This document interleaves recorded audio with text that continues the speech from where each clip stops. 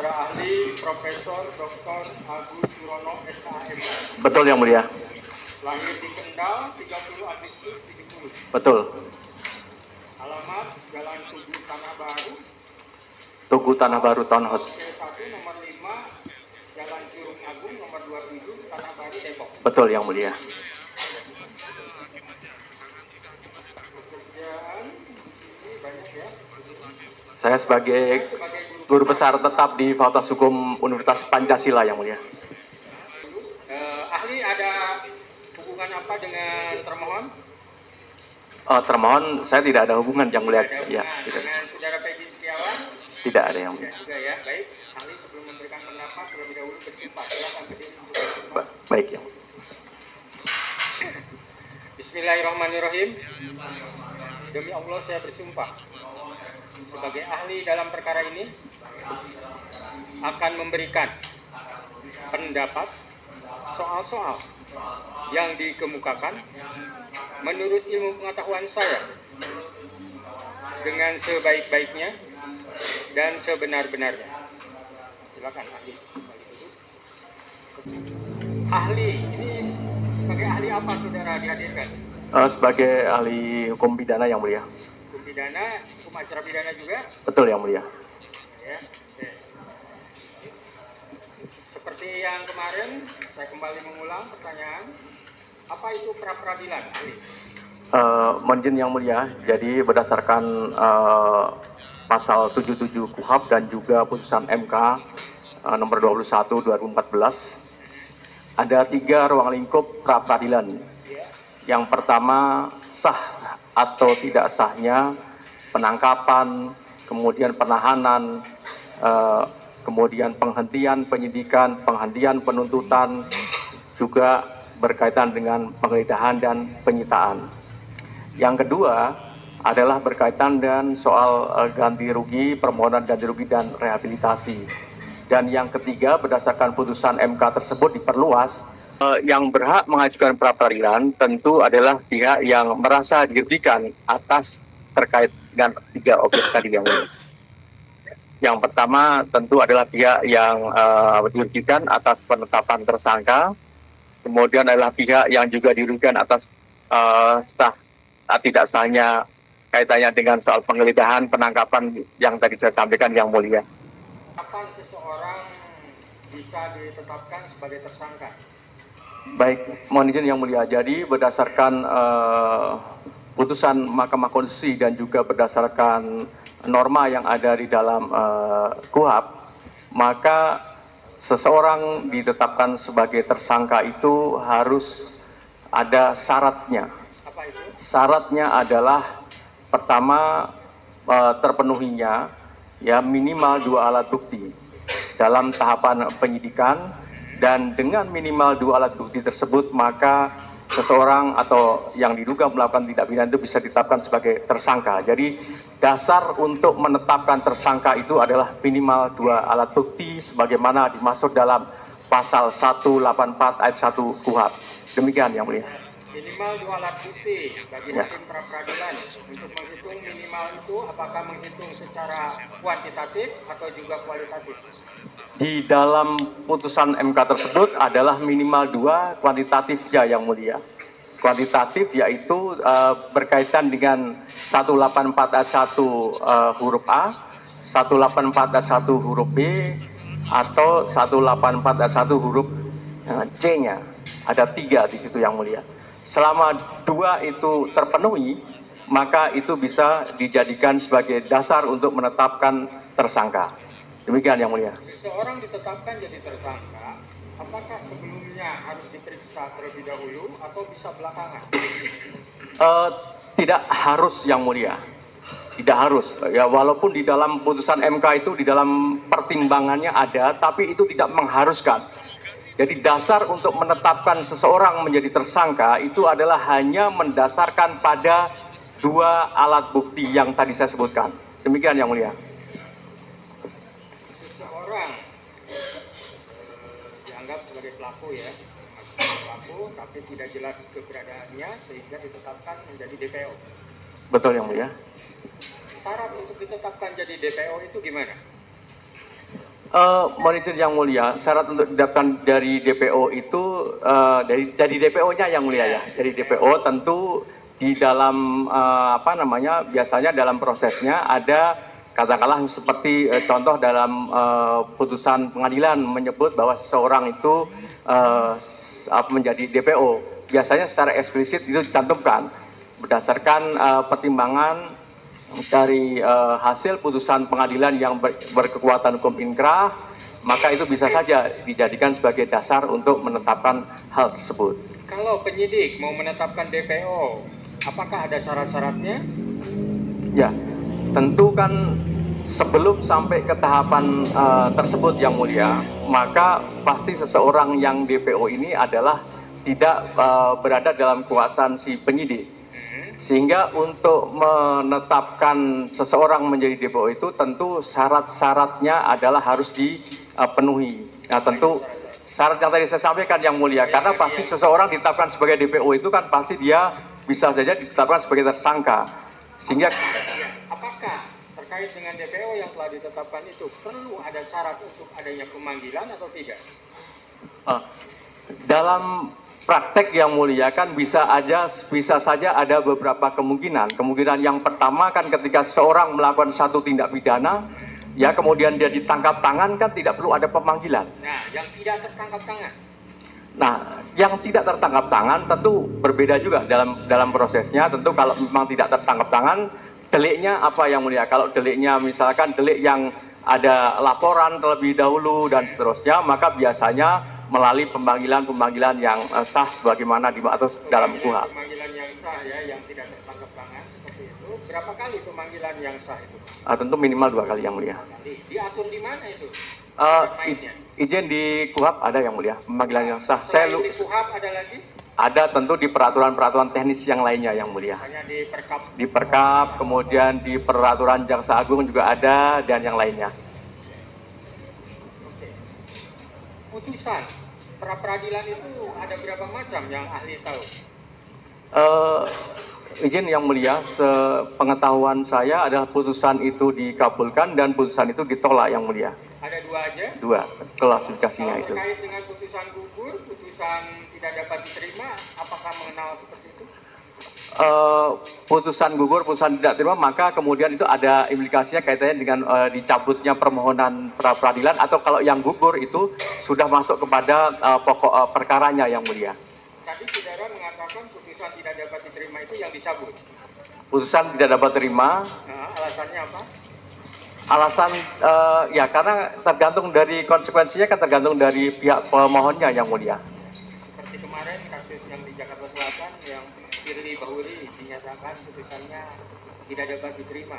Saudara mengikuti itu?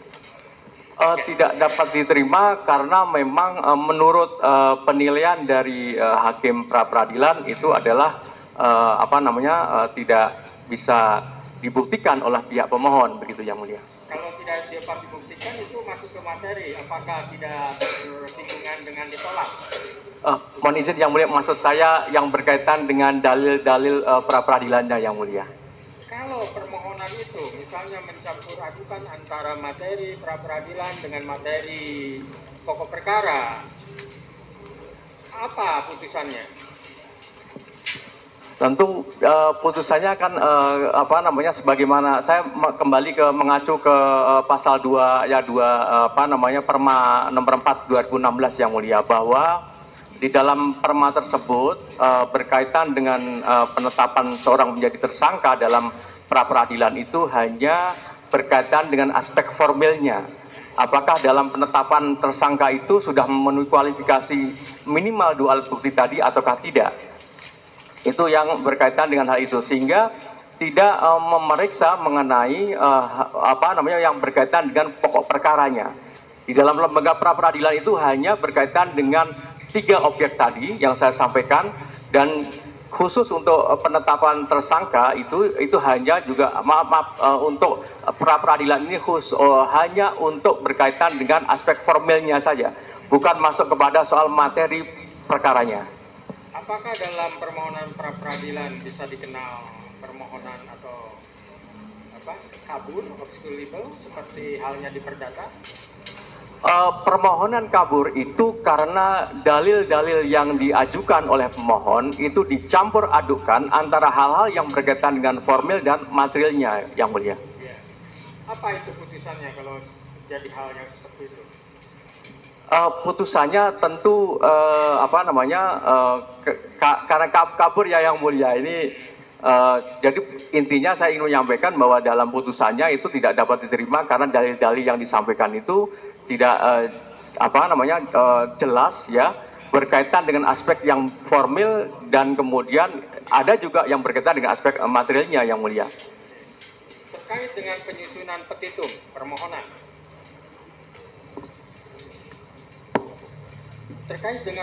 permohonan, apa petitum yang baik itu yang seperti apa menurut ahli? Mohon izin Yang Mulia, sepanjang pengetahuan saya petitum yang baik itu harus runtut dan sejalan dengan dalil-dalil posita yang disampaikan oleh pemohon, Yang Mulia. Kalau tidak sejalan? Tidak sejalan tentu tidak baik, Yang Mulia.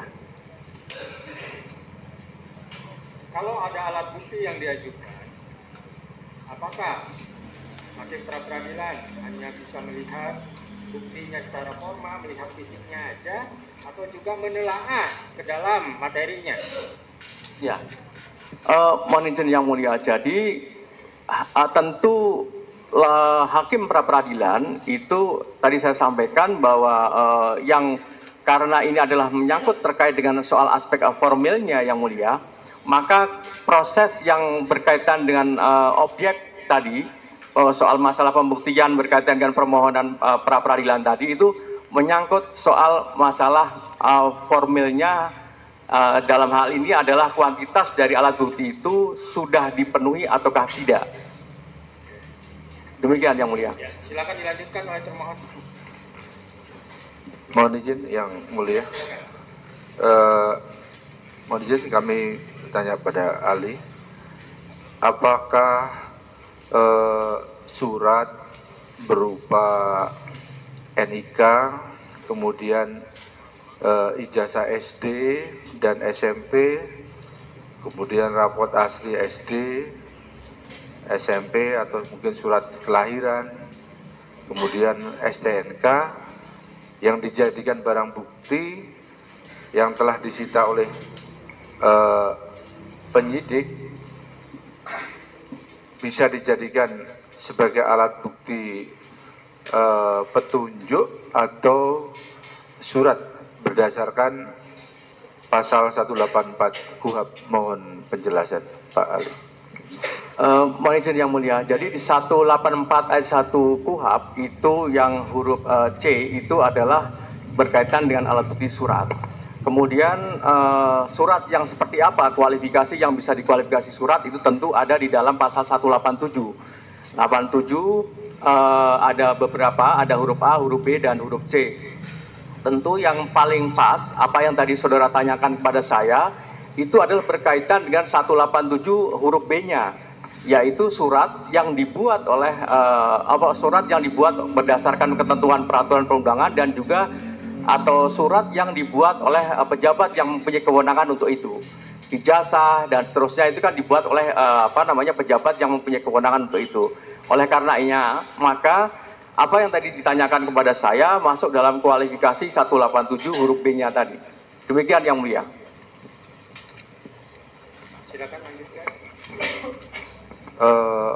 Mohon izin kami lanjutkan lagi. Berdasarkan surat permohonan gerasi yang diajukan oleh ada narapidana yang isinya bahwa narapidana tersebut menyadari sepenuhnya perbuatannya salah dan menyesal akibat dari perbuatannya yang menyebabkan penderitaan bagi keluarga korban maupun keluarganya sendiri. Bagaimana menurut ahli, apakah surat yang di dalam surat tersebut ada klausul yang tadi saya bacakan tadi tentang permohonan gerasi dalam barang bukti yang dikategorikan sebagai alat bukti surat, ini dikatakan surat atau petunjuk sesuai dengan pasal 184 KUHP. Mohon izin yang mulia, supaya saya tidak keliru dalam menjawab, kalau boleh saya bisa bertanya kepada pihak termohon tadi, Ya, itu kalau ada pertanyaan yang tidak jelas bisa sudah. mohon izin yang mulia, karena ini ada dua yang mulia. Jadi permohonan gerasi itu surat, Ya. kemudian tentu permohonan gerasi ini kan ditujukan kepada Presiden. Nah, apakah sudah ada jawaban dari Presiden atau tidak? Sehingga kualifikasinya itu surat yang berkaitan dengan permohonan gerasi dengan surat jawaban dari Presiden atas permohonan gerasi itu berbeda klasifikasinya suratnya. Saya tidak tahu nih. Ya. Jadi dalam permohonan gerasi tadi ada klausul yang berbunyi seperti tadi, Bapak Ali. Kemudian sudah ada keputusan dari Presiden atau penolakan terkait dengan gerasi tersebut. Itu. Baik, mohon izin yang mulia. Jadi terkait dengan yang surat jawaban dari Presiden yang berisi penolakan itu masuk dalam 187 huruf B-nya tadi. Tapi kalau yang surat permohonan dari pihak pemohon mengajukan gerasi itu adalah masuk dalam kualifikasi yang huruf C-nya, Pak. Saya terminologinya detailnya saya agak lupa, tapi intinya itu tidak masuk dalam kualifikasi yang B karena surat permohonan yang sifatnya adalah personal, pribadi begitu. Saudara ahli, seseorang yang telah ditetapkan DPO dan mempunyai kekuatan hukum tetap inkrah dan mempunyai akun Facebook, apakah dikategorikan sebagai alat bukti? Silakan. Mohon izin yang mulia, yang saudara tanyakan kepada saya ini akun Facebooknya atau apanya ini? Akun Facebooknya, akun Facebooknya masuk kategori alat bukti. Baik. Di 184 KUHP. Betul. Baik. Mohon izin yang mulia.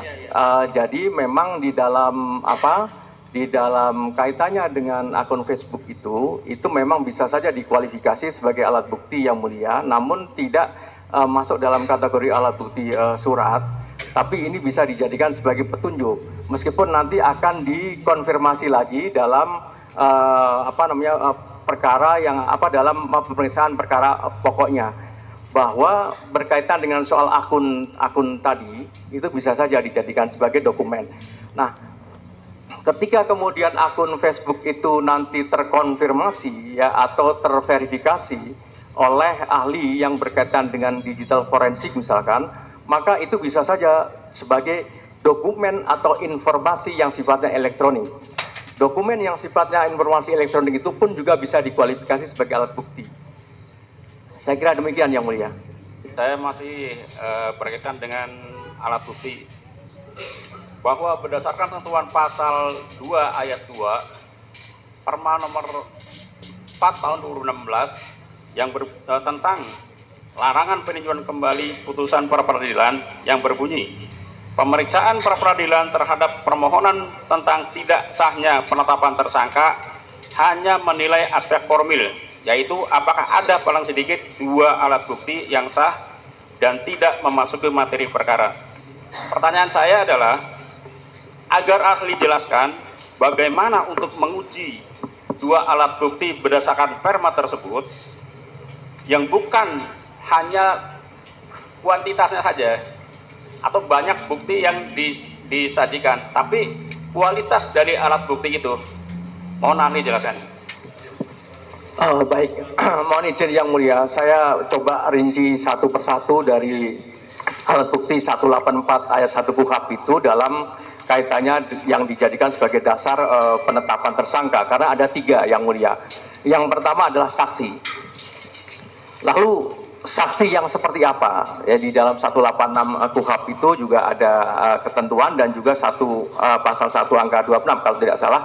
Itu juga ada yang dimaksud dengan saksi di sini, meskipun ada putusan Mahkamah Konstitusi nomor 65 tahun 2010 bahwa saksi yang dimaksudkan adalah saksi yang mendengar mengetahui tentang adanya suatu peristiwa pidana, tapi berdasarkan putusan Mahkamah Konstitusi tersebut maka tidak hanya dimaknai saksi atau tidak selalu dimaknai sebagai saksi yang melihat, mendengar, atau mengetahui tentang adanya suatu tindak pidana.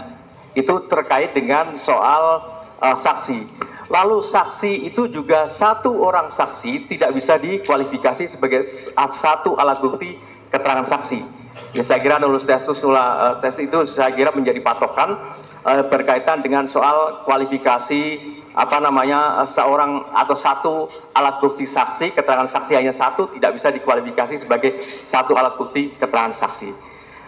Berikutnya berkaitan dengan alat bukti keterangan ahli. Keterangan ahli tentu ini juga bisa dijadikan sebagai satu alat bukti, yaitu mereka yang mempunyai kualifikasi, mempunyai pengetahuan, ya, kompetensi di bidang tertentu. Di dalam kaitannya dengan soal penyidikan, maka bisa saja ahli yang dihadirkan adalah ahli yang berkaitan dengan ahli forensik, ahli bahasa, kemudian ahli digital, dan kemudian juga ahli pidana, dan seterusnya. Itu juga dikualifikasi sebagai keterangan ahli. Lalu bagaimana dengan alat bukti surat? Alat bukti surat itu ada di 187 yang tadi sudah saya jelaskan. Kualifikasinya ada di huruf A, huruf B, huruf C, itu masing-masing bisa dikualifikasi sebagai surat. Nah, surat bentuknya apapun selama memenuhi kualifikasi 187, baik itu huruf A, huruf B, dan huruf C tadi, maka ini dikualifikasi sebagai alat bukti. Nah, dalam hal penetapan seorang tersangka yang tadi saudara tanyakan berkaitan dengan Perma nomor 2 tahun Perma nomor 4 tahun 2016 pasal 2 ayat 2 tadi, itu berkaitan dengan penetapan tersangka menilai atau berdasarkan pada 2 alat bukti yang tadi saya sebutkan dari 3 tadi. Nah, ketika sudah terpenuhi alat bukti yang tadi saya sampaikan, maka penetapan tersangka secara hukum adalah sah. Demikian yang mulia. Tadi terkait dengan aspek formal dan material. Syarat formil dan syarat material yang mulia di dalam kaitannya dengan soal penetapan tersangka itu memang di dalam pasal 2 ayat 2 tadi hanya berkaitan dengan syarat formilnya saja. Jadi tidak mengulas ke materi, ya? Tidak, yang mulia. Tidak, itu hanya formilnya saja. Tegas-tegas di dalam perma tersebut memang mengatur demikian. Oke. Silakan lanjut, Pak. Masih ada? Terima kasih yang mulia. Saudara ahli, saya berkaitan dengan DPO. Apa norma hukum bila penyidik telah melakukan penangkapan terhadap seseorang yang telah dinyatakan DPO sesuai salinan putusan pengadilan yang telah mempunyai kekuatan hukum tetap atau inkrah dapat ditetapkan sebagai tersangka kembali? Mohon ahli jelaskan. Baik, jadi kalau saya perjelas kembali, mohon maaf saya konfirmasi kembali bahwa ada satu yang dijadikan sebagai DPO di dalam berdasarkan putusan pengadilan yang sudah inkrah, dan kemudian terkait dengan hal itu maka ditindaklanjuti dengan proses oleh penyidik yang bersangkutan ditetapkan sebagai tersangka. Begitu kan, boleh ya? Nah, tadi saya sudah sampaikan, sudah tegaskan bahwa penetapan seorang tersangka siapapun juga, ya baik itu subjek hukumnya adalah individu maupun korporasi, selama memenuhi kualifikasi 2 alat bukti, maka itulah yang dijadikan sebagai dasar untuk menetapkan sebagai tersangka. Kalau terpenuhi tadi yang saya sampaikan, formilnya terpenuhi, minimal 2 alat bukti terpenuhi, maka ini adalah sah secara hukum penetapan tersangka tersebut. Demikian yang mulia.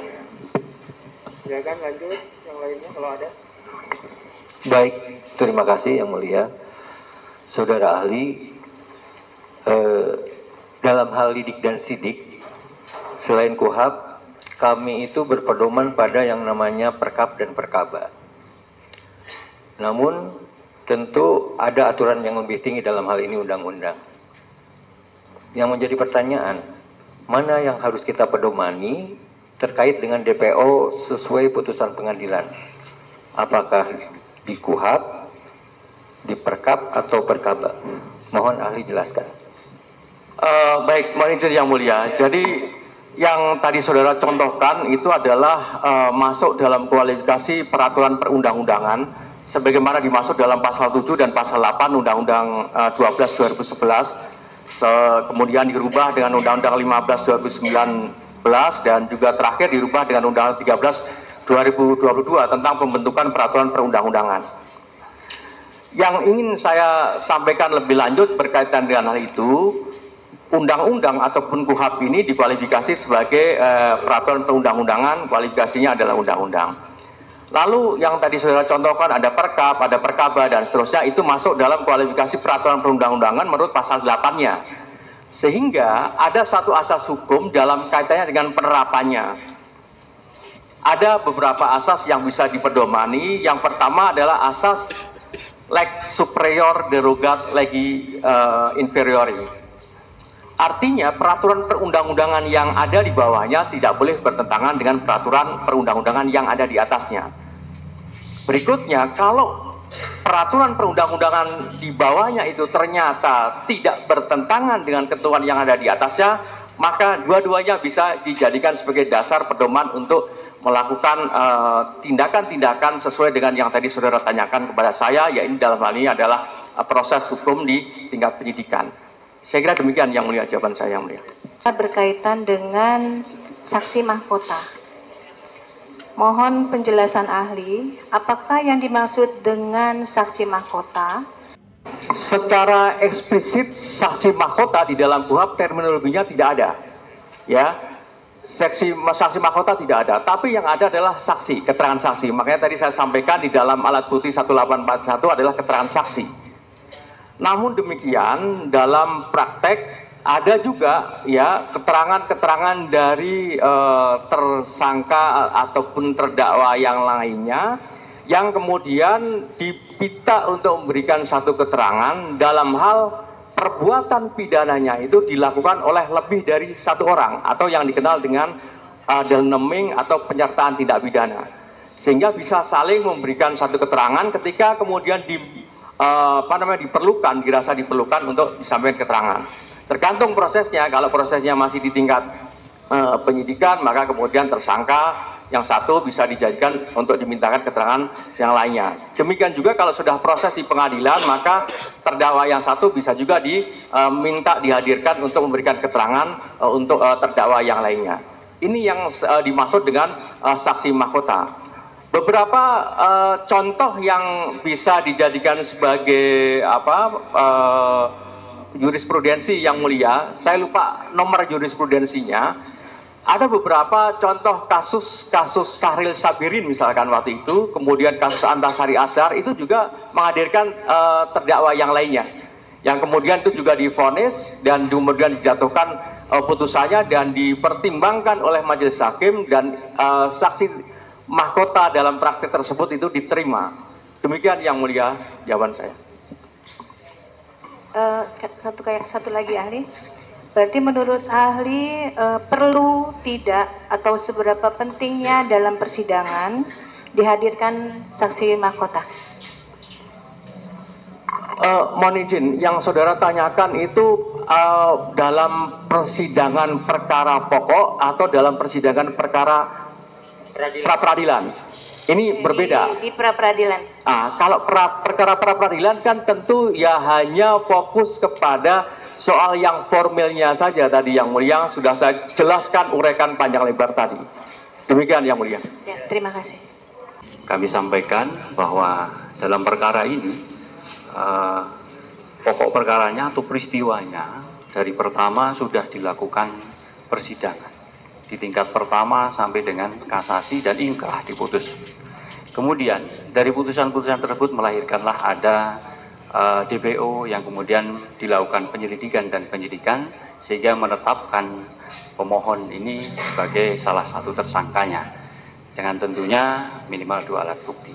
Yang kami tanyakan kepada ahli, apakah putusan-putusan yang menguji atau yang telah menjelaskan peristiwa pokok perkara yang sebelumnya telah diputus dan ingkrah itu dapat dijadikan sebagai alat bukti dalam proses perkara yang saat ini sedang dilaksanakan. Demikian ahli.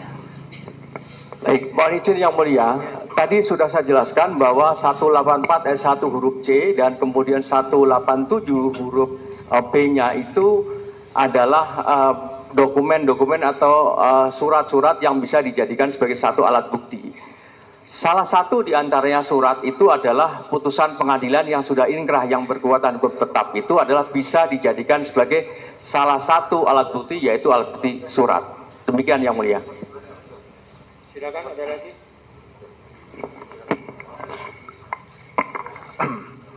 Mohon izin yang mulia, saudara ahli guru besar ahli pidana tadi disampaikan dan sudah diambil sumpah. Hari ini diambil keterangannya. Kalau berdasarkan sumpah tadi berdasarkan pendapat dan keahliannya. Saudara ahli juga tadi sudah menyampaikan keahlian saudara ahli adalah di bidang ahli pidana dan acara pidana. Mohon saudara ahli jelaskan apa itu pidana, apa itu acara pidana. Mohon izin saudara ahli. Baik, mohon izin yang mulia. Jadi sebenarnya pidana dengan hukum pidana berbeda. Ya, pidana itu berkaitan dengan sel-sel pemidanaan. Ya, kalau bisa saudara baca itu di dalam pasal 10 KUHP. Kalau hukum pidana itu memang kita bedakan ke dalam dua, yaitu hukum pidana material dan hukum pidana formil. Hukum pidana material berkaitan dengan hukum yang diatur dalam beberapa ketentuan peraturan undang-undangan, bisa di KUHP, di luar KUHP.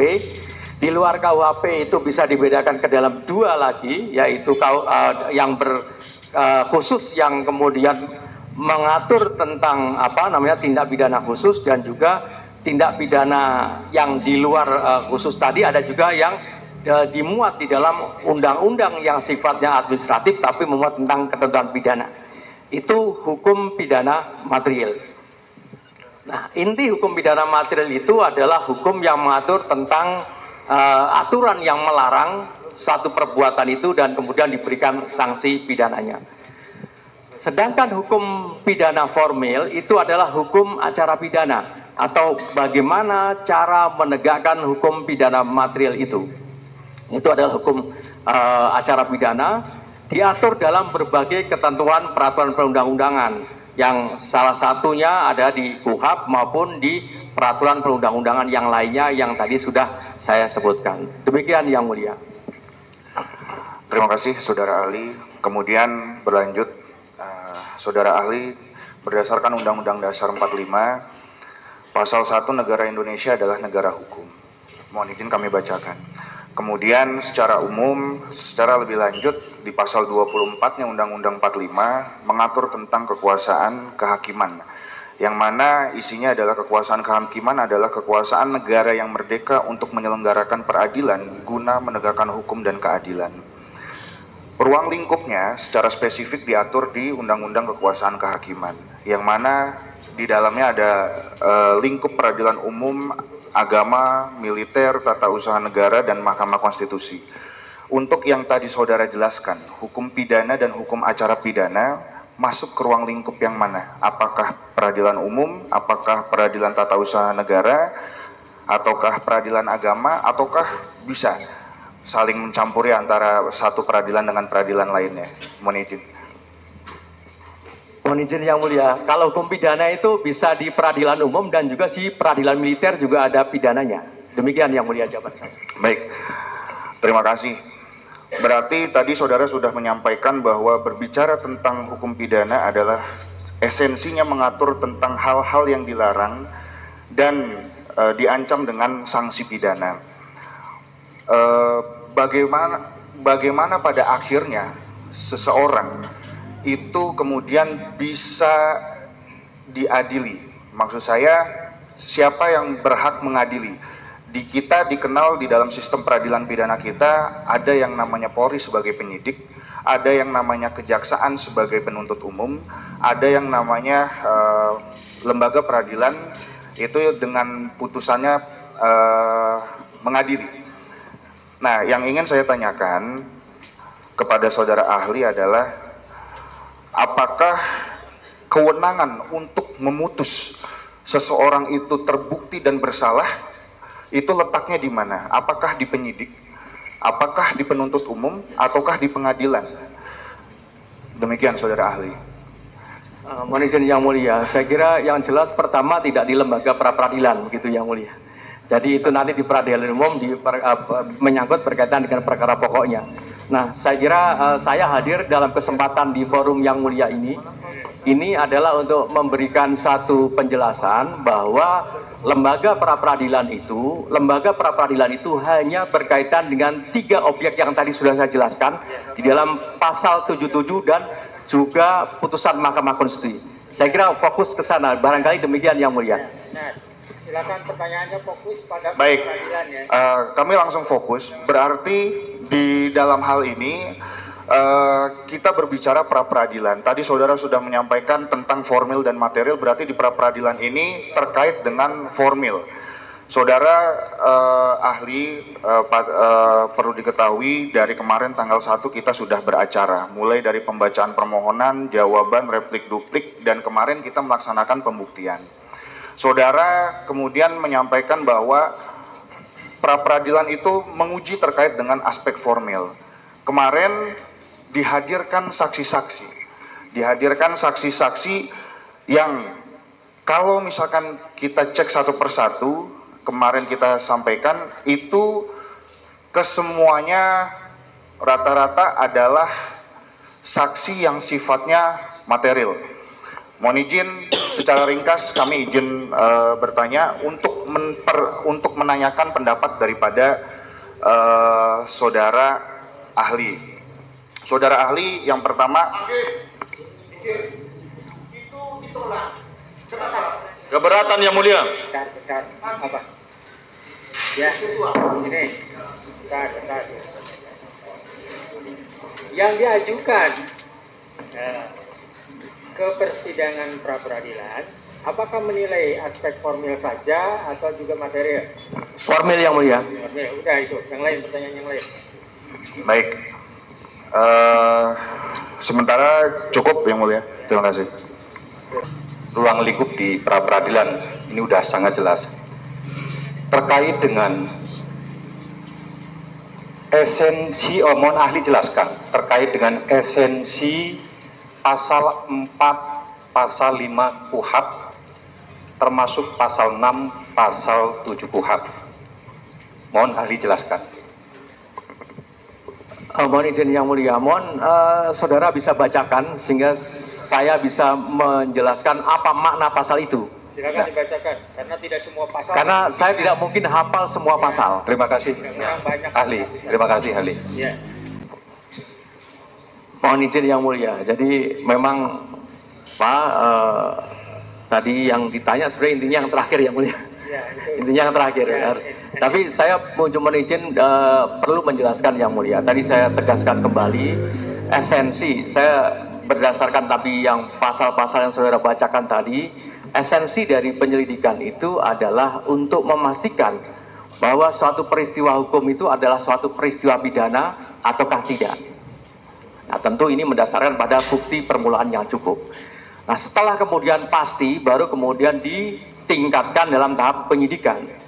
Esensi penyidikan itu apa? Esensinya adalah ada 2. Yang tadi melalui serangkaian tindakan dan seterusnya itu adalah merupakan hak subjektif dari penyidik atau sesuai dengan kewenangannya untuk mencari alat bukti atau mencari dan menemukan alat bukti. Dan dengan minimal 2 alat bukti tadi, maka baru ditetapkan tersangkanya. Jadi ada 2 hal itu, yaitu penyidik ini adalah tugasnya sesuai dengan kewenangannya yang diberikan menurut ketentuan peraturan undangan adalah untuk mencari menemukan alat bukti dan dengan minimal 2 alat bukti tadi menetapkan tersangkanya. Terakhir pertanyaan saudara tadi berkaitan dengan apakah di dalam putusan pengadilan yang telah berkekuatan hukum tetap tadi yang kemudian ada adresat menyebut dan seterusnya tadi itu bisa dijadikan sebagai petunjuk. Tadi saya sampaikan kepada yang mulia sebenarnya yang mulia hakim tadi sudah menjelaskan dari awal itu. Dari awal terkait dengan putusan pengadilan itu yang berkaitan dengan adanya menyebut nama X menjadi DPO dan seterusnya itu bisa dijadikan sebagai petunjuk bagi penyidik untuk kemudian menindaklanjuti hal itu. Nah, penyidik tugasnya apa? Ya tugasnya nyari alat bukti. Alat bukti yang dicari yang seperti apa? Yang sesuai dengan 184 ayat 1 KUHP, baik itu huruf A, huruf B maupun huruf C. Demikian yang mulia jawaban saya. Lanjut, ahli, mohon izin. Nah, terkait dengan alat bukti tadi yang 184 disampaikan oleh ahli, khususnya di 189 KUHP, ayat 3-nya bahwa keterangan terdakwa adalah hanya berlaku untuk di ayat 3-nya, adalah untuk berlaku untuk dirinya. Yang selanjutnya di pasal 52, KUHP juga memberikan keleluasaan menurut hukum bahwa seorang tersangka dalam pemeriksaan, dalam proses penyidikan maupun dalam proses pemeriksaan sebagai terdakwa di persidangan itu mempunyai hak ingkar. Nah, dengan tidak mengakuinya seorang tersangka dalam proses penyidikan, khususnya di kami ini, namun demikian kami telah mendapatkan 2 alat bukti minimal yang sebagaimana tadi ahli sampaikan. Apakah dapat, nah, subjek hukum ditetapkan sebagai tersangka? Ini untuk penegasannya, mohon izin. Ya. Jadi mohon izin yang mulia, kalau alat bukti yang keterangan terdakwa itu nanti pada waktu pemeriksaan dalam perkara pokoknya. Ya, perkara pokoknya. Nah, tahapan penyidikan itu ada 3. Tadi yang saya sampaikan, yaitu keterangan saksi, kemudian keterangan ahli, kemudian alat bukti surat. Selama penyidik menemukan 2 dari 3 yang tadi saya sampaikan di dalam 184 ayat 1 KUHP, maka penetapan tersangka adalah sah secara hukum. Demikian yang mulia. Silakan, ada Saya kira cukup yang mulia. cukup ini? Ya, cukup. Ya. Kalau gitu ke pemohon, silakan pemohon. Berdasarkan pasal 185 yang harus kita fokus, yang harus dimiliki oleh seorang penyidik itu hanya terbatas untuk pada keterangan saksi, kemudian keterangan ahli dan bukti surat, seperti demikian kan? Ya. Kalau petunjuk itu dilakukan dalam apa bentuk wilayah penetapan tersangka seseorang, apakah saudara ini sebenarnya? Silakan ahli. Izin yang mulia, tadi sudah saya jelaskan berkali-kali bahwa untuk menetapkan atau menentukan seorang menjadi tersangka atau tidak itu mendasarkan pada 184 ayat 1 KUHP huruf A, huruf B, huruf C, 2 dari di antara yang tadi saya sampaikan. Demikian yang mulia. Kemudian untuk keterangan saksi, apakah kita fokus keterangan saksi? Untuk keterangan saksi, apakah yang dibutuhkan secara kuantitas atau secara kualitas? Tadi sudah saya tanyakan kuantitas. Maksud saya belum selesai. Ya. Kalau kuantitas, saya kasih contoh. Katakanlah ada 60 saksi. Kemudian 60 yang diperiksa. 13 orang mengatakan dia pelakunya. Kemudian selebihnya sekitar 47 orang mengatakan bukan dia pelaku. Menurut saksi menurut ahli dari keterangan saksi ini, apakah kita menggunakan yang 47 atau ada kita menggunakan yang 13? Bagaimana pendapat saudara ahli? Mohon izin yang mulia, tadi sudah saya sampaikan bahwa penetapan tersangka ya untuk menentukan penetapan tersangka itu minimal 2 alat bukti. Bukan dari saksi. Bukan yang mulia, minimal 2 alat bukti. Misalnya saksinya ada 10. Iya yang mulia. Dihitung 1 alat bukti atau 10? 1 alat bukti. Nah, 1 alat bukti. Harus cari yang alat bukti yang lain. Kemudian tadi saksi juga mengatakan, tadi ahli juga mengatakan bahwa ini masih berkaitan dengan pertanyaan pemohon.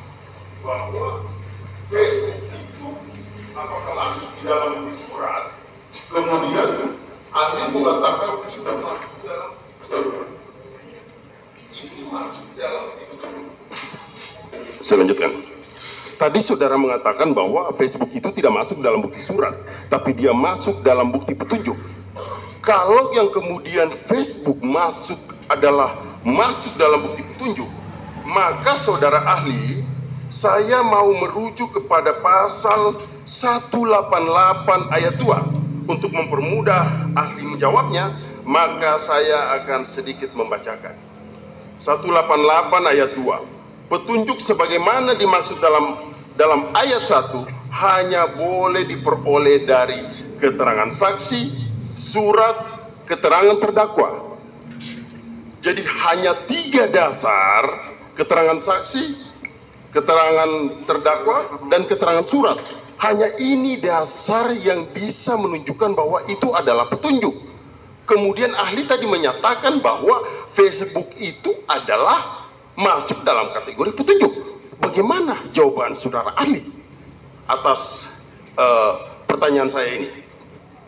Baik, mohon izin yang mulia. Tadi saya menjelaskan bahwa akun Facebook itu dapat dijadikan sebagai petunjuk, bukan sebagai alat bukti yang dikualifikasi sebagai alat bukti petunjuk. 184 ayat 1 KUHP itu berbeda. Maknanya sangat berbeda. Saya tadi sampaikan bahwa petunjuk itu alat bukti petunjuk di dalam 1841 KUHP huruf D itu akan diperoleh pada pemeriksaan di pengadilan dalam perkara pokoknya. Tidak dalam dalam tahapan penyidikan. Jadi penyidik itu tidak bisa mengumpulkan petunjuk ya. Kan yang ini akan betul. di persidangan. Betul, jadi di persidangan dalam perkara pokoknya yang persidangan tidak bisa itu. Tidak bisa. Itu saya tadi menyampaikan seperti itu. Tidak bisa ya. Jadi dapat dijadikan sebagai petunjuk, bukan alat bukti petunjuk. Ketika sudah di persidangan. Ketika sudah di persidangan, baru makanya tadi kan yang berkaitan dengan substansi putusan pengadilan yang sudah berkekuatan hukum tetap, ya, yang kemudian ada di dalam pertimbangannya yang menyebut adresat DPO dan seterusnya, itu sebagai petunjuk bagi penyidik untuk kemudian ditindaklanjuti untuk mencari dan menemukan alat bukti. Nah, alat buktinya apa? Ya, alat buktinya 184 ayat 1 huruf A, huruf B, huruf C. 2 dari situ diambil dijadikan sebagai dasar untuk menetapkan tersangkanya. Demikian jawaban saya yang mulia. Oke, saya lanjutkan. Kemudian berkaitan dengan putusan pengadilan. Pertanyaan saya, apakah putusan pengadilan dapat dikualifikasi sebagai bukti surat? Mohon izin yang mulia, tadi sudah saya tegaskan, kalau saudara mencermati jawaban saya sudah berkali-kali menjawab itu. Oke, kalau begitu saya lanjutkan. Dalam putusan pengadilan, kekuatan pembuktiannya itu apakah terdapat pada amarnya atau pada pertimbangannya? Bisa saudara ahli jelaskan? Mohon izin yang mulia, saya boleh bertanya yang mulia kepada pemohon, apakah ini dalam kaitannya dengan putusan dalam pra-peradilan atau putusan dalam perkara pokok? Silakan ya, berkaitan dari pertanyaan termohon yang kemudian dijadikan berarti ini adalah putusan dari perkara pokok terhadap 8 orang terpidana yang kemudian juga dijadikan sebagai bukti surat di dalam persidangan pra-peradilan ini. Yang saya ingin tanyakan, apakah kekuatan putusan tersebut berada dalam pertimbangannya atau berada pada amarnya? Demikian, saudara. Mohon izin yang mulia, jadi di dalam amar putusan itu kan jelas dalam perkara pokoknya yang dijadikan sebagai dasar, tapi dijadikan sebagai bukti, ya, bukti untuk menetapkan seseorang menjadi tersangka, itu salah satu alat bukti yang dikualifikasi sebagai alat bukti surat. Nah, terkait dengan proses yang ada di pra-peradilan ini fokusnya adalah berkaitan dengan aspek formilnya, tidak menguji berkaitan dengan soal masalah material dari alat bukti tersebut. Yang tadi sudah saya tegaskan dan sampaikan jawaban saya berkali-kali ya, ketika Yang Mulia juga tadi menegaskan kembali. Demikian Yang Mulia jawaban saya. Kami paham benar bahwa pra-peradilan ini menguji terhadap formilnya. Kami paham, ahli. Tapi yang kemudian kami ingin mengukur di sini adalah setiap bukti-bukti yang ada. Kira-kira demikian. Kemudian, tadi saudara ahli mengatakan, itu adalah bagian dari bukti surat. Pertanyaan saya terhadap bukti surat tersebut, saya akan memberikan sebuah contoh. Ketika bukti surat tersebut katakanlah bernama Sipulan bin Setiawan selaku Sipulan bin Setiawan, salah satu namanya. Kemudian dalam putusan pengadilan yang telah berkekuatan hukum tetap atau ingkrah, putusan itu menegaskan atas nama Sipulan bin Perong. Apakah putusan Sipulan bin Perong bisa dipergunakan untuk Sipulan bin Setiawan? Bagaimana pendapat saudara ahli? Mohon izin Yang Mulia, tadi sudah saya tegaskan juga berkali-kali bahwa putusan yang menyebut adresat nama Sipulan bin Perong tadi, yaitu dijadikan sebagai petunjuk oleh siapa? Oleh penyidik. Ya, petunjuk oleh penyidik, dan karena itulah maka penyidik kemudian mencari siapa sebenarnya yang disebut dalam putusan itu. Demikian Yang Mulia jawaban saya. Maksud saya begini, ini belum ketemu. Maksud saya, apakah putusan Sipulan bin Perong itu bisa dijadikan bukti terhadap orang lain? Sipulan bin Setiawan, bolehkah seperti itu? Itu yang saya maksud. Bisa menjawab ahli. Jadi mohon izin Yang Mulia, saya kembali ke apa yang tadi saya sampaikan, bahwa intinya putusan pengadilan yang berkekuatan hukum tetap atau inkrah itu adalah merupakan salah satu alat bukti, yaitu surat. Bahwa di dalam isi putusan itu yang menyebut adresat nama tadi itu, maka itu dijadikan sebagai petunjuk. Tapi dalam soal penetapan tersangka dan seterusnya, maka penyidik harus mencari minimal 2 alat bukti yang tadi sudah saya sebutkan tadi. 2 dari 3 yang tadi saya sebutkan. Demikian ya. Setelah dari isi itu bukan berarti berhenti, tapi harus mencari. Betul, oke, saya setuju. Saya lanjutin, saudara ahli.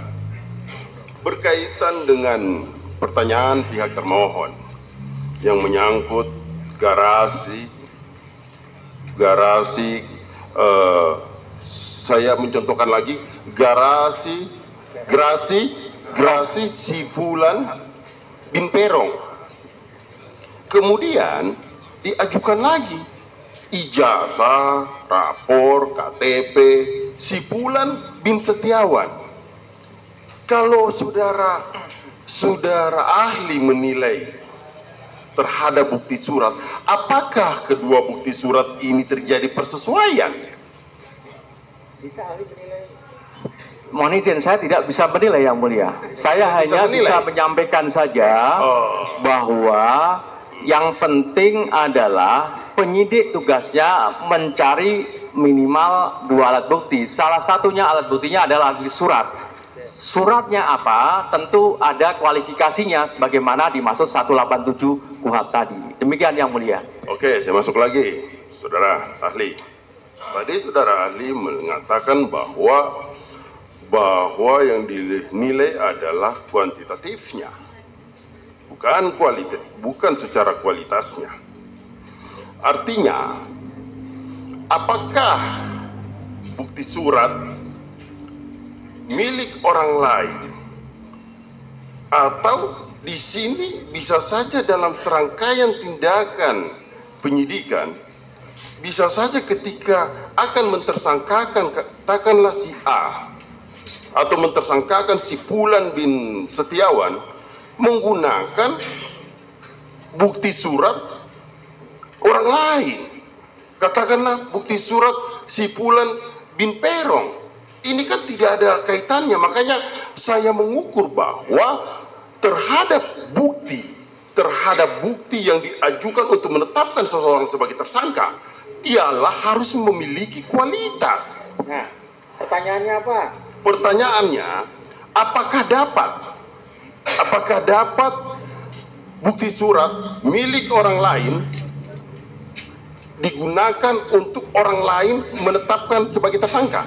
Apakah bisa seperti itu? Sudah dijawab, isinya hanya sekedar petunjuk. Betul yang mulia. Betul. Penyidik harus mencari 2 alat bukti. Oke, saya lanjutkan yang mulia. Kemudian berkaitan dengan penetapan DPO.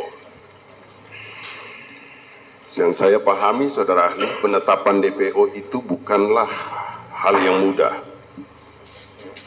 Bisa saudara ahli, karena tadi saudara ahli itu hanya, kalau saya lihat saudara ahli sudah menjelaskan hanya bagian-bagian umumnya saja. Maksud saya, bisa saudara ahli lebih menjelaskan syarat-syarat dan bagaimana tata cara menentukan DPO. Kemudian apakah, karena tadi saudara ahli juga menyampaikan bahwa DPO itu ditentukan melalui putusan pengadilan yang telah berkekuatan hukum tetap. Kan seperti itu yang saudara ahli sampaikan. Maksud saya, coba saudara ahli menjelaskan secara terperinci syarat-syarat, tata cara, mekanisme dalam penentuan daftar pencarian orang. Terima kasih. Mohon izin yang mulia, saya tidak akan menjelaskan secara teknis karena ini menjadi kewenangan sepenuhnya menjadi penyidik. Jadi penyidik kan mempunyai hak subjektif yang tadi saya sampaikan berdasarkan kewenangannya, yaitu untuk melakukan satu serangkaian tindakan-tindakan.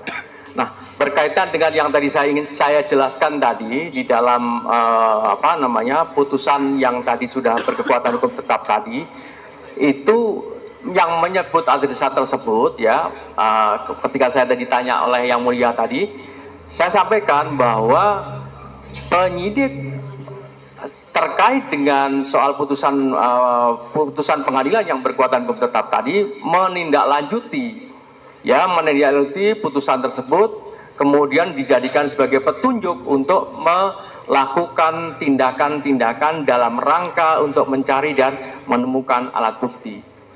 Saya kira demikian yang mulia. Yang bisa dijawab oleh ahli hanya seperti itu. Ya, walaupun sangat, saya coba memuaskan diri ya, sulit dengan jawabannya. Oke, saya maju lagi kepada penyitaan. Penyitaan itu berdasarkan KUHAP, saudara ahli. Diatur di pasal berapa? Mohon izin yang mulia. Pasal 39 silahkan saudara baca, di dalam pasal 39 ada objek yang bisa dijadikan sebagai yang disita dalam tindakan-tindakan yang diberikan kewenangannya oleh penyidik. Silahkan saudara baca di dalam pasal 39 ayat 1 KUHAP. Yang dapat dikenakan penyitaan ya. Yang dapat dikenakan penyitaan. Kalau pertanyaan saya itu kan penyitaan. Maksud saya begini saudara.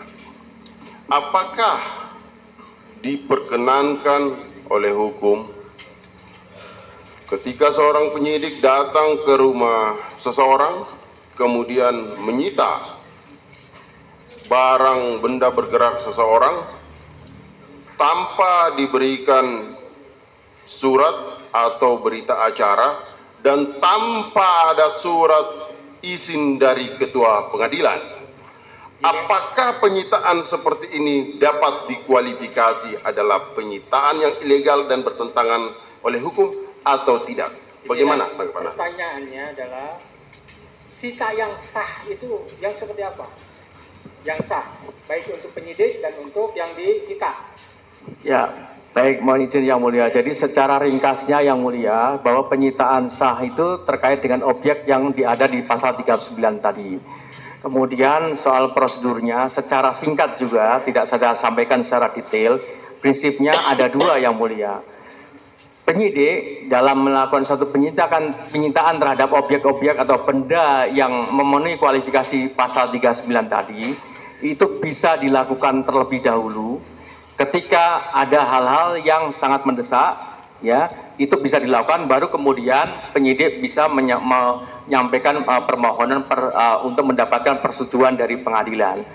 Ada juga yang kemudian memohonkan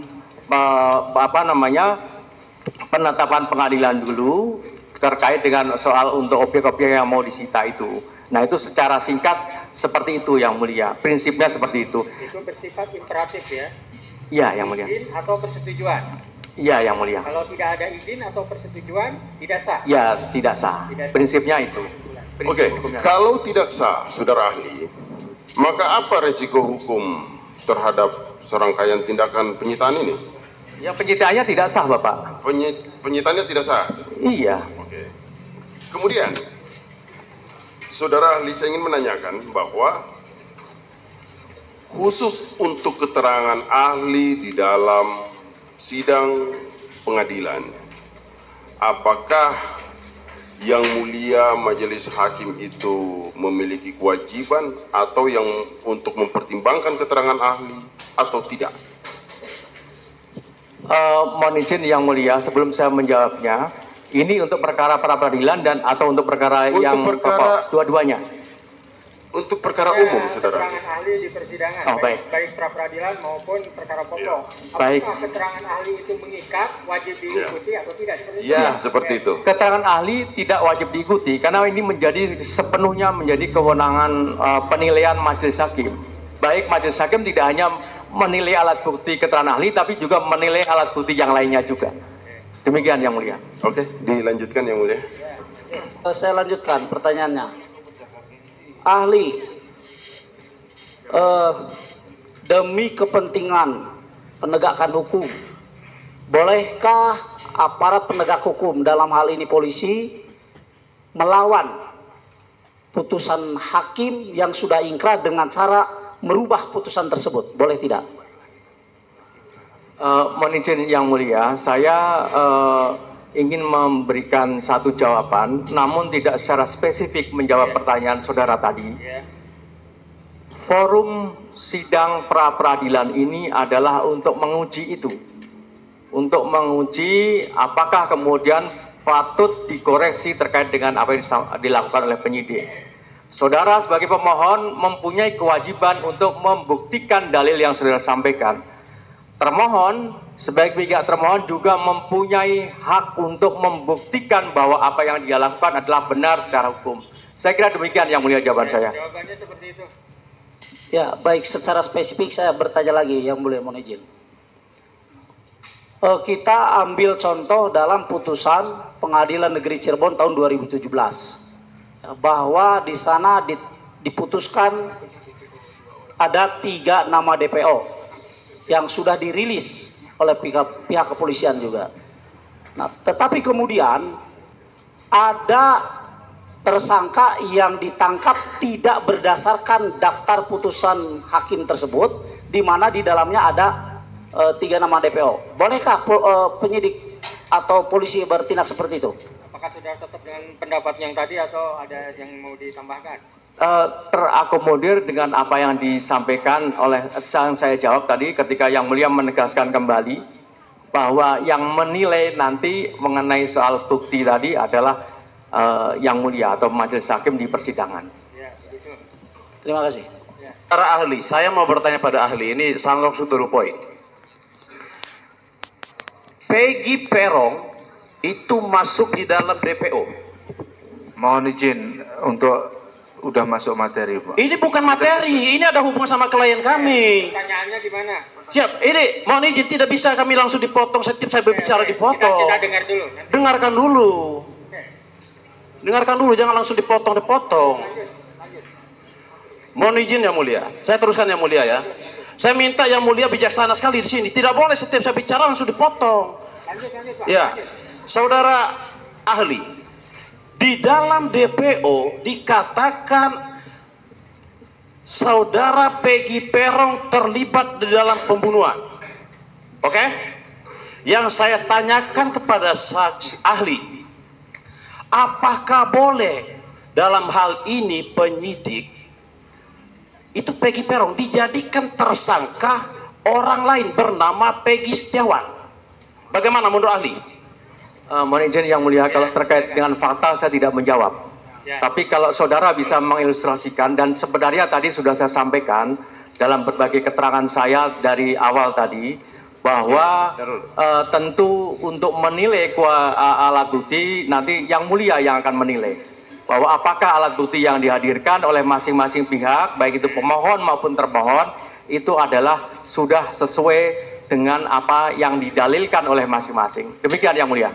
Oke, saudara ahli, yang saya tanya pada ahli, sesuai kemampuan ahli ya, sampaikan apa adanya. Saya tanya kepada ahli, untuk mentersangkakan orang tersebut harus sesuai identitasnya tidak? Mohon izin yang mulia, tadi sudah saya jawab yang mulia. Jangan, mohon izin. Sebentar Pak. Bebas, ahli bebas sebentar. Ya, tidak bisa kita Izinkan saya juga punya hak untuk memberikan penjelasan ya, bahwa apa yang tadi saya sampaikan, saya berpendapat dan saya dari awal sampai akhir insya Allah berpendapat sama, bahwa penetapan tersangka itu hanya boleh dilakukan oleh penyidik dengan mendasarkan pada 2 alat bukti. Itu saja jawaban saya yang mulia. Seperti itu kita tidak bisa memaksa. Oke, saya mengerti. Harus 2 alat bukti. Apakah 2 alat bukti tersebut tidak harus dilengkapi dengan barang bukti yang berhubungan sama perkara tersebut? Contoh, saya contohkan sama ahli ya. Oke, alat buktinya ijazah sama keterangan saksi. Apakah perlu nggak ada sidik jari yang mengatakan di barang yang kasus pembunuhan tersebut? Bagaimana menurut ahli? Mohon izin yang mulia, alat buktinya berupa apa? Yang penting selama memenuhi kualifikasi 184 ayat 1 KUHP huruf A, B, C, 2 dari itu, maka itu adalah sah secara hukum. Dalam forum pra-peradilan ini, ya, forum pra-peradilan ini adalah fokus kepada soal masalah apakah penetapan tersangka sah atau tidak sah.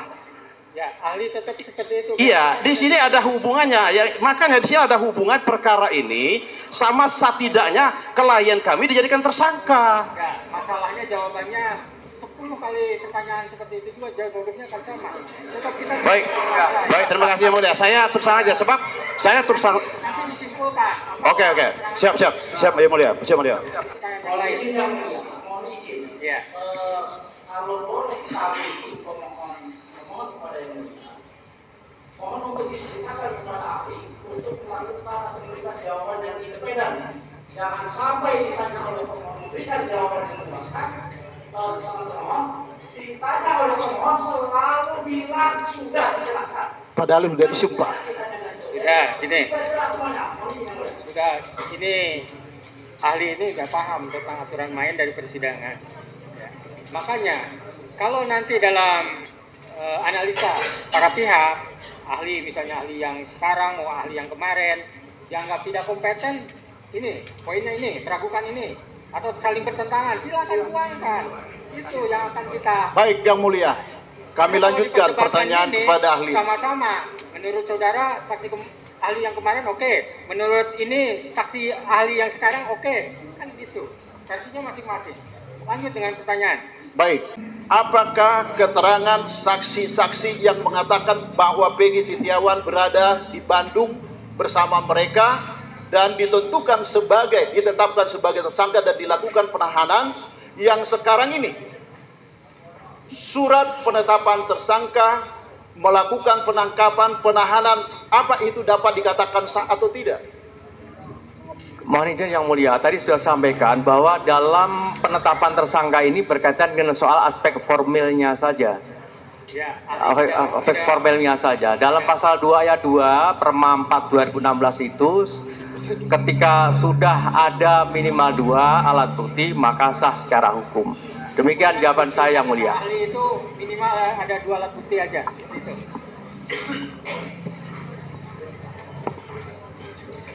Masih ada atau sudah cukup?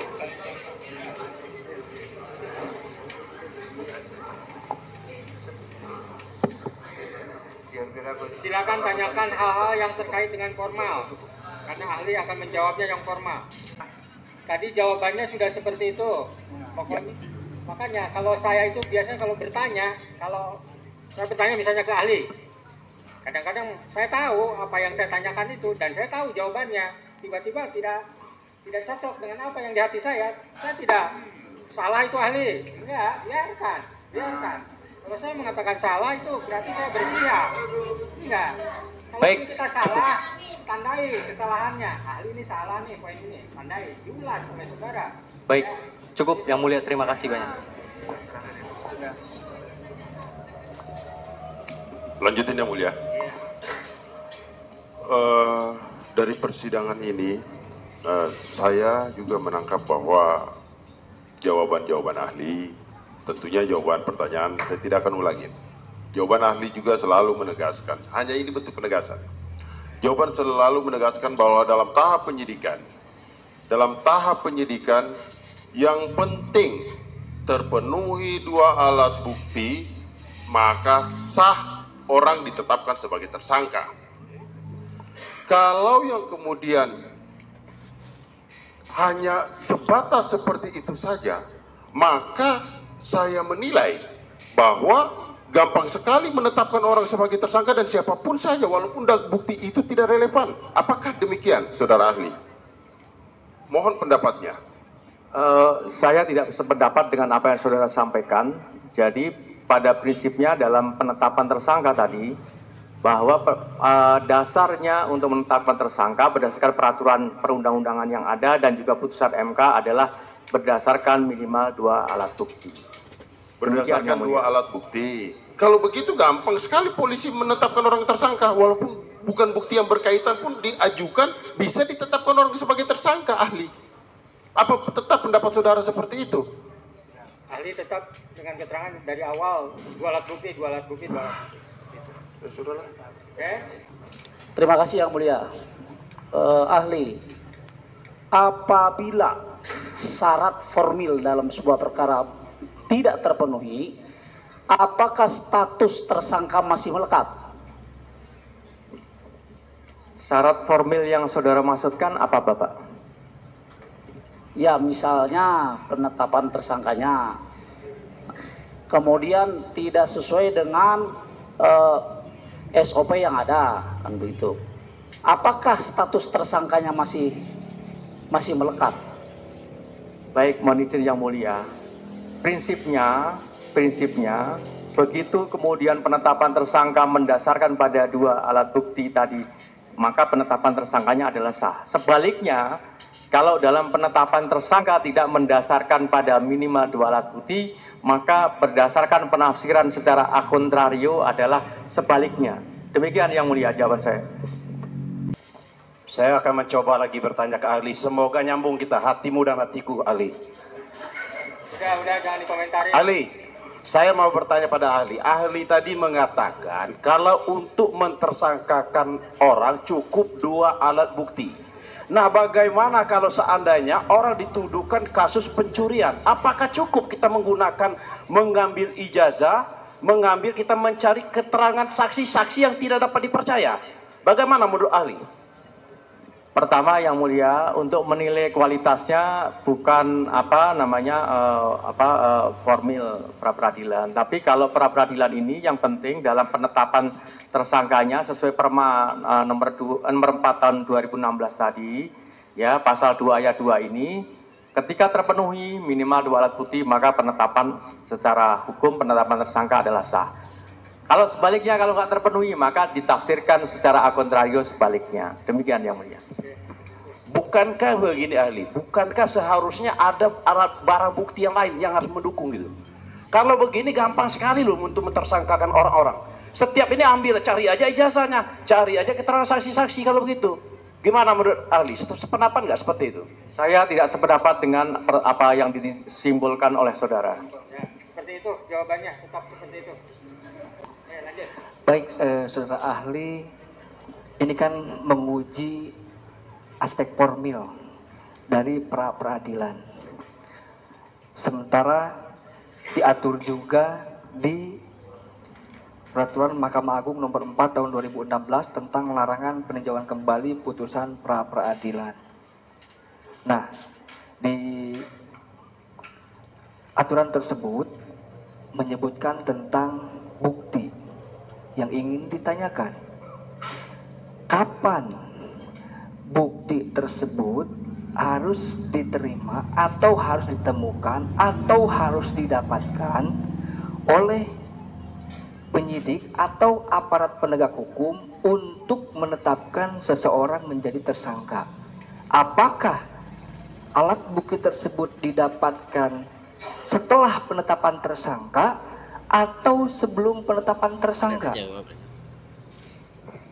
Mohon izin yang mulia, tadi saya ditanya berkali-kali mengenai hakikat penyidikan, definisi penyidikan.